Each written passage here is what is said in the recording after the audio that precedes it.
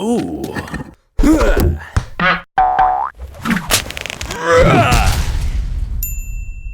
Kapow.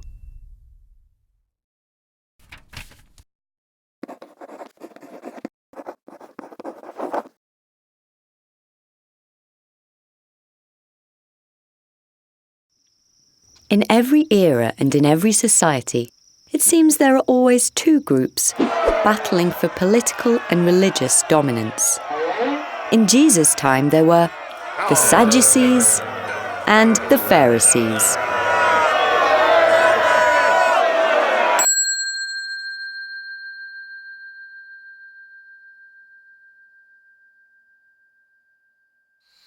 The Sadducees and Pharisees were Jewish scholars and judges.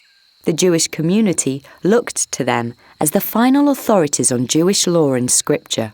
In addition to Moses' law, the Pharisees diligently followed an elaborate code of laws handed down from rabbi to rabbi in order to be as righteous as humanly possible. The Pharisees believed in resurrection and were waiting for the Messiah to return and usher in a new age. The Sadducees, on the other hand, did not believe in resurrection, and while strict in their interpretation of Hebrew scripture, were far more focused on political power and wealth than their adversaries. The only thing the Pharisees and Sadducees hated more than each other, besides the Romans, was Jesus.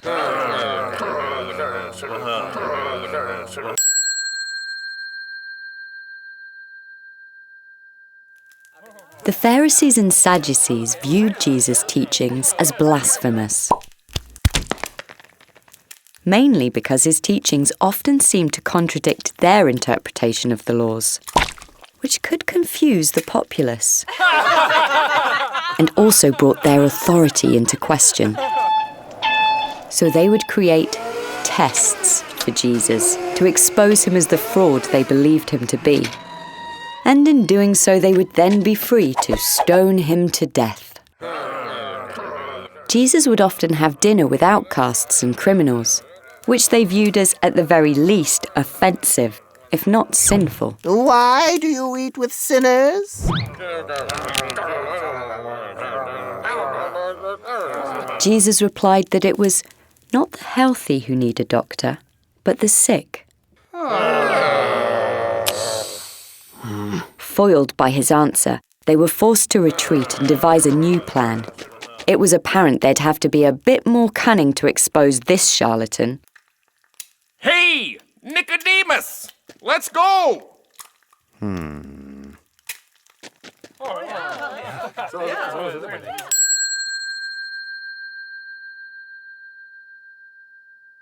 Shortly after this, on the Sabbath, Jesus was approached by a man with a crippled hand hoping to be healed. Is it lawful to heal on the Sabbath? Jesus replied, "If one of your sheep fell in a pit on the Sabbath, wouldn't you pull it out? And isn't a man more valuable than a sheep?" Yes, but This impostor Jesus was indeed a sly one. He had a way of making his words and actions seem valid, even true. I'm healed! But he couldn't possibly be the real thing. There had to be something wrong with him. It was just a matter of figuring out what it was. The Sadducees decided to pull out all the stops, using their vast knowledge and powerful intellect. They attempted to overwhelm Jesus with an overly complex scenario involving the resurrection, which the Sadducees did not believe in.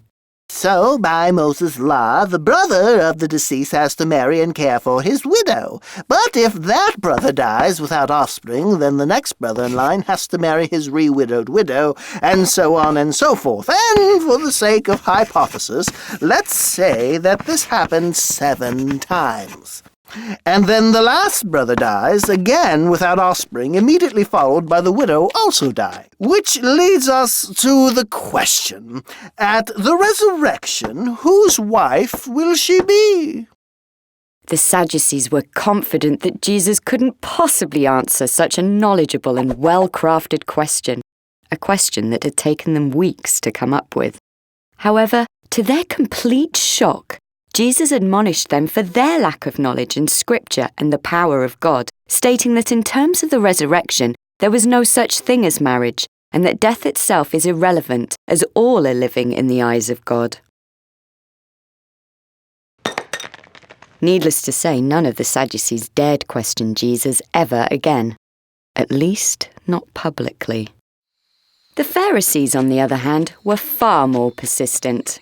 At tax time, they cornered Jesus again. Is it lawful to pay these Roman taxes, or not?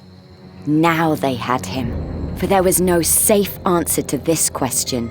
If he came out against taxes, he would be deemed an enemy of Rome. But if he came out in favor of taxes, he would alienate himself from the Jewish people.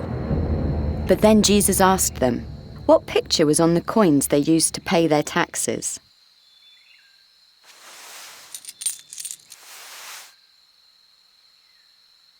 It's Caesar's face on the coin? Jesus suggested they give Caesar what is Caesar's, and give God what is God's. Not only had Jesus successfully answered their impossible question, he had somehow made them feel guilty for asking it. The Pharisees were beginning to see why some people were calling him the Messiah. He was certainly the most convincing hoax they'd ever encountered. It was obvious now that they'd have to take far more extreme measures to deal with Jesus. Nicodemus, you coming? They certainly couldn't let Jesus continue his ministry. If too many people started to listen to him, it would destroy everything they had built, everything they believed in. Rabbi, I have some questions.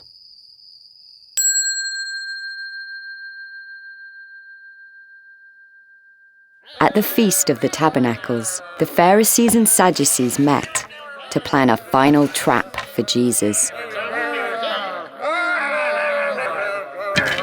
Jesus was preaching by the temple courts, even though he had been warned that the Pharisees were looking for a way to kill him.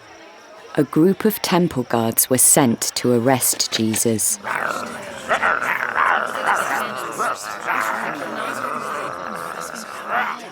But upon hearing Jesus' words, some of the people said, "Surely, this man is the prophet." Others said, "He is the Messiah."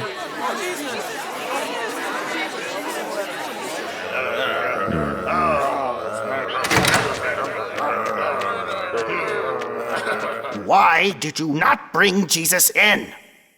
But no one has ever spoken the way this man does. That is exactly why we need to kill him! For the sake of Israel!